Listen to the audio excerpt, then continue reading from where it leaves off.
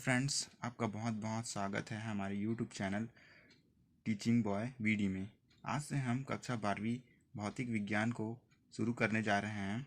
हम एनसीईआरटी के science subject के तीनों सब्जेक्ट को कवर करने वाले हैं और आपकी पूरी कोर्स की तैयारी कराने वाले हैं और एमपी क्वेश्चन भी बताया जाएगा, साथ ही नोट्स भी प्रोवाइड कराया जाएगा।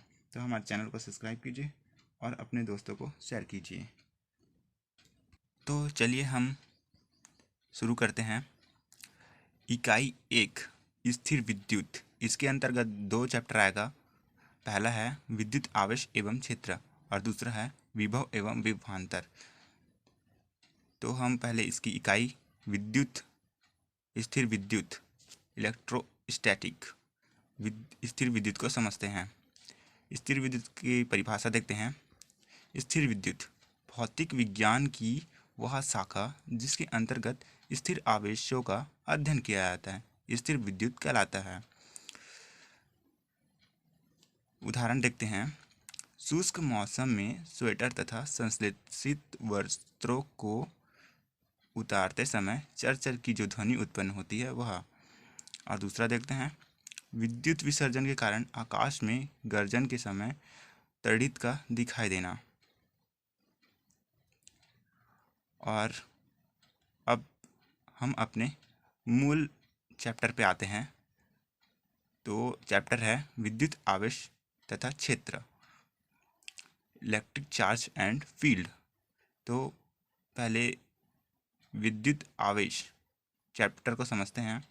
विद्युत आवेश, तो हम चैप्टर के शब्दों को पहले समझते हैं। विद्युत आवेश, आप सभी जानते हैं विद्युत एक ऊर्जा होती है जिसकी सहायता से अनेक उपकरण चलाए जाते हैं। आने वाले चैप्टर में हम विद्युत को अच्छे से पढ़ेंगे। और आवेश, आवेश क्या होता है आइए देखते हैं। विद्युत आवेश प्रत्येक मूल कणों का एक अंतर्निहित गुण होता है जिससे प्रत्येक पदार्थ के परमाणु के इलेक्ट्रॉन व प्रोटॉन के कारण वह विद्युत बल आरोपित करता है तथा विद्युत बल पर प्रतिक्रिया बल भी आरोपित करता है। विद्युत आवेश प्रत्येक मूल कण के अंदर एक गुण होता है जिससे प्रत्येक पदार्थ के परमाणु के अंदर क्या होते हैं इलेक्ट्रॉन तथा प्रोटॉन। इलेक्ट्रॉन और प्रोटॉन के कारण वह विद्युत बल आरोपित करता है। एक कण के अंदर संसार में प्रत्येक पदार्थ परमाणु से मिलकर बना होता है और उस परमाणु के अंदर क्या होता है इलेक्ट्रॉन तथा प्रोटॉन। तो इलेक्ट्रॉन तथा प्रोटॉन के कारण वह विद्युत बल आरोपित करता है तथा विद्युत बल पर प्रतिक्रिया बल भी आरोपित करता है। यह विद्युत आवेश होता है। तो आप लोगों को समझ आ गया होगा, आई होप। एक बार और देखते हैं। विद्युत आवेश प्रत्येक मूल कणों का एक अंतर्निहित गुण होता है जिससे प्रत्येक पदार्थ के परमाणु के इलेक्ट्रॉन व प्रोटॉन के कारण वह विद्युत बल आरोपित करता है तथा विद्युत बल पर प्रतिक्रिया बल भी आरोपित करता है। विद्युत आवेश एक अदिश राशि है। इसका एसआई मात्रक कूलाम होता है। आप लोगों को बता दूं, अदिश राशि कई लोग नहीं जानते होंगे। अदिश राशि क्या होता है? वह भौतिक राशि जिसकी दिशा नहीं होती परंतु परिमाण होता है, अदिश राशि कहलाती है। यह अदिश राशि 11वीं का है। जो लोग नहीं जानते उनके लिए मैं बताना चाहूँगा। वह भौतिक राशि, इसकी परिभाषा ही समझ लें। वह भौतिक राशि जिसकी दिशा नहीं होती परंतु परिमाण होता है, अदिश राशि कहलाता है। यह 11वीं का है। तो जिन बच्चों ने 11वीं अच्छे से नहीं पढ़ा है वह अभी हमारे जो आने वाले वीडियो हैं उनमें देख सकते हैं। इसका SI मात्रक कूलाम होता है। SI का फुल फॉर्म इंटरनेशनल सिस्टम होता है।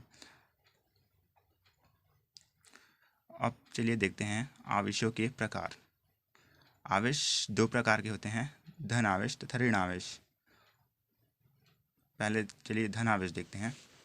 धन आवेश, जब कोई पदार्थ अपना इलेक्ट्रॉन त्यागता है तो उस पर धन आवेश आता है। अर्थात उदाहरण के लिए देखते हैं सोडियम क्लोराइड। सोडियम क्लोराइड में सोडियम तथा क्लोराइड होते हैं, क्लोरीन होते हैं। सोडियम का परमाणु क्रमांक 11 होता है, 281।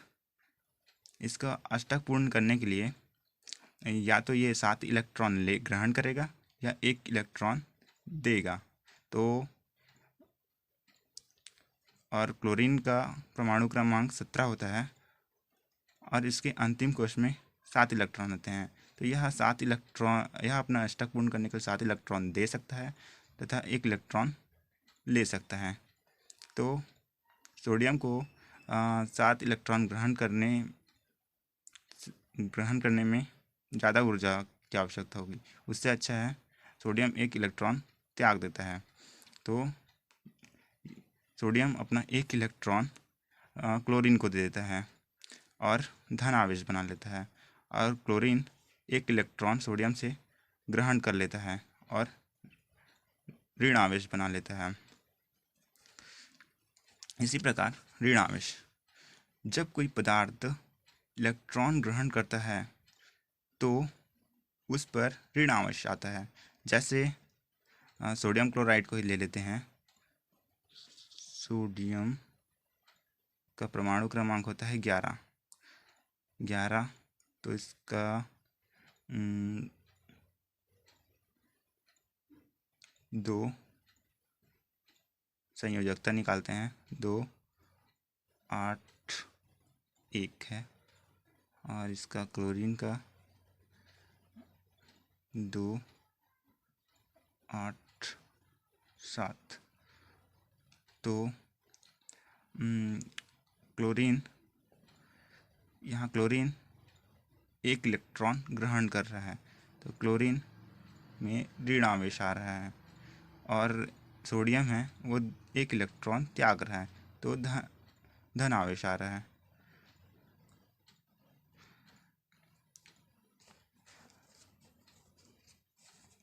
आइए देखते हैं आज हमने क्या क्या पढ़ा। आज हमने स्थिर विद्युत पढ़ा। स्थिर विद्युत क्या होता है उसके उदाहरण देखे। उसके बाद हमने विद्युत आवेश क्या होता है वह देखा। फिर आवेशों के प्रकार देखा।